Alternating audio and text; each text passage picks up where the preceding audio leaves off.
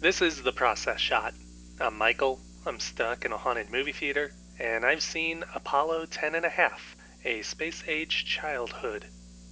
It's a new animated docu-fiction kind of movie that isn't explicitly non-fiction, but clearly comes from a personal place for director Richard Linklater.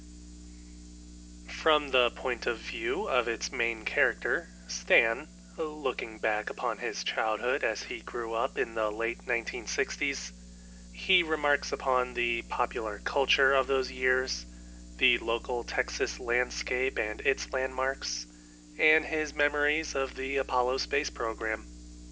Furthermore, he relates the story of his own recruitment into the program, chosen by NASA to pilot a secret mission to the moon ahead of Apollo 11.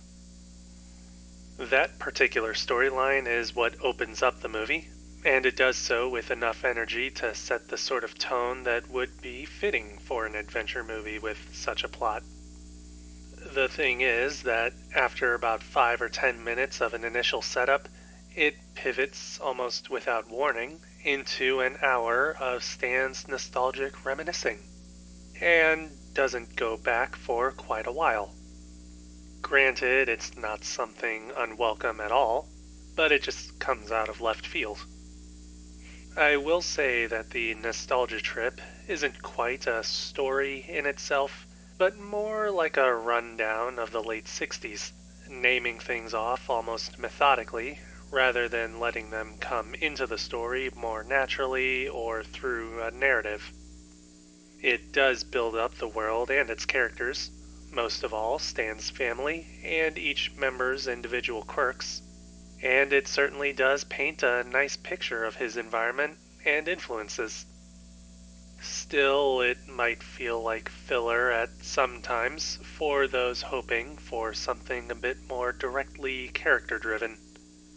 In any case, upon returning to the space trip, the film's greater themes also become more clear, making the previous exploration of Stan's memories more essential than it might have seemed, even bringing into question just how much of his childhood he chooses to ignore. Overall, though, the story we follow is more rooted in positivity and comfort, and would be appealing to anybody, even if it might not seem up their alley. Moving on, the animation of Apollo 10 and a Half is where most of the film's immediate appeal comes into view. It's rotoscoped over live action and archival footage, taking the chance to mix up the animation style depending on what is being traced. It leans more into a simpler visual style over anything more realistic or detailed, but it's still very immersive and believable, and obviously evocative of the time that has long since passed. On a practical level, it opens the way for some excellent and what may have otherwise been impossible cinematography and color design.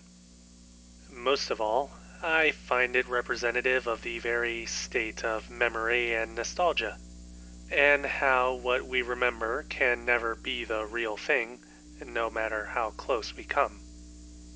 The film overall is both a trip down memory lane and a brief look at our own ability to tell ourselves about events that never happened or ignore the things that did happen. It's not necessarily a depressing outlook, though. At the end of the day, it's all fun, and not particularly meant to be a deeper examination, even if it does touch upon the stories we tell ourselves, in our own heads, or, well, something like that.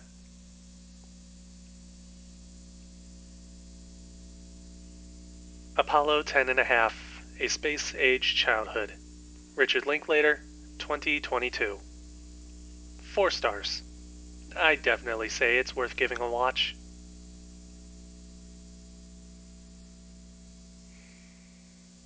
That's it for me. If you like this review, leave it a like. If you have something to add, leave a comment. Subscribe to the channel for more reviews. I'll also add now that This movie makes the NASA training program for astronauts look very unglamorous.